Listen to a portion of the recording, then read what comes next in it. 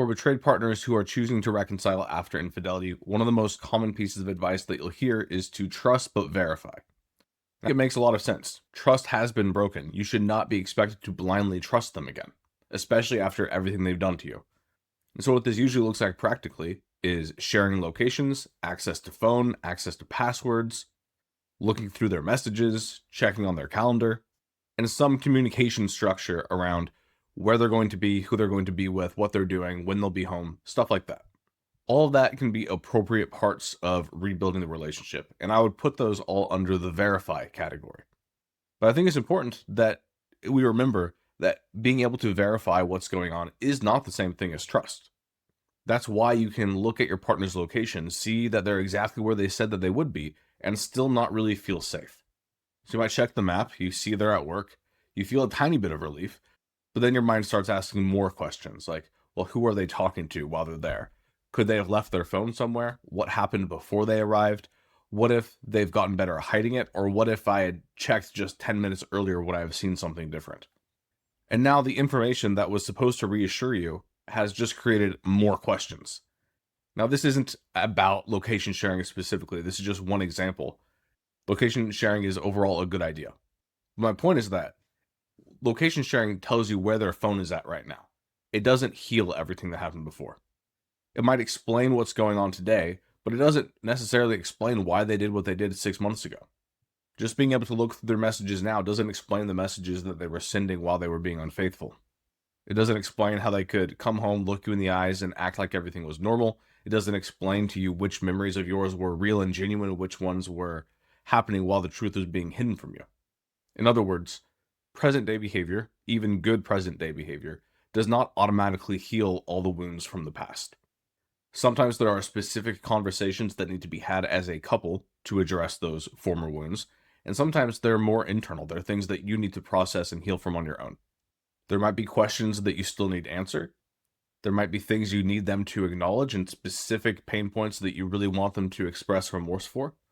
There might be elements of your own identity and self-trust and feelings of worthiness that you need to address. Sometimes you're checking their location over and over again because you don't trust them. And sometimes you're checking because you don't trust yourself. You don't trust your own ability to notice danger or protect yourself, or you're fearful of what your own boundaries or lack thereof might be in the future if something were to happen again. And no amount of surveillance will fix those issues. And this is one of the reasons why checking behavior can become a trap. You feel anxious, so you check their location. You see everything appears fine, but so then the anxiety starts to die down, but only temporarily, because the next time uncertainty appears, your mind remembers that what gave you relief before, so you check again, and over time your brain can start learning, I'm only safe when I'm checking. It's almost like it's part of this just regulation ritual that you go through instead of something where you're actually looking for information. But the problem with relying on that as a way to make you feel safe is that there's always going to be information that you can't check on. No matter how much you set up, you can't enter into this surveillance state 24/7 with your partner. And you wouldn't even want to. That's not a real relationship. That's like a micromanaging boss, not a loving relationship. And so where does safety really come from? I mean, first, there is trust in your partner's behavior. Are they doing what they say they're going to do? Are they being transparent without making you drag information out of them? Do their actions match their words? Are they willing to sit with your pain without becoming angry that you're not over it yet? All of that matters. So there's trust in them. There's also trust in the relationship itself that matters. Can difficult things be talked about openly?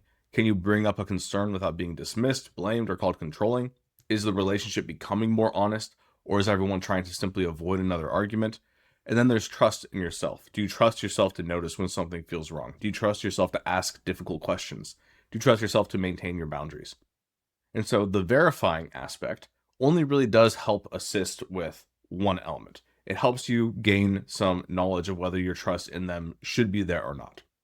But it's really more of a fail-safe. It's really something there to catch when things go wrong. It doesn't really build anything by itself. Because ultimately, if they're going to be faithful, it's going to be because they want to, not because you created the perfect environment for them. Rules does not force someone into becoming a better person. Rules and structures, at the very best, just create an environment where it's more evident whether or not someone is taking those steps. The goal for these structures is to have greater insight, greater clarity, not to actually change their behavior, because you want to see them for who they really are. A big problem with betrayed partners is that they often live with rose-colored glasses on when it comes to their partner. And oftentimes your friends and family have told you the truth about them, but you're unwilling to see it. So when it comes to access and things like that, the whole goal is to just see them for who they really are and then make an informed decision based on that, not to monitor into becoming better people. And so don't stop, don't stop verifying. There is an important place to that, especially early on. The goal is for that checking behavior to feel like a regular check-in type of thing instead of something that you're emotionally dependent on.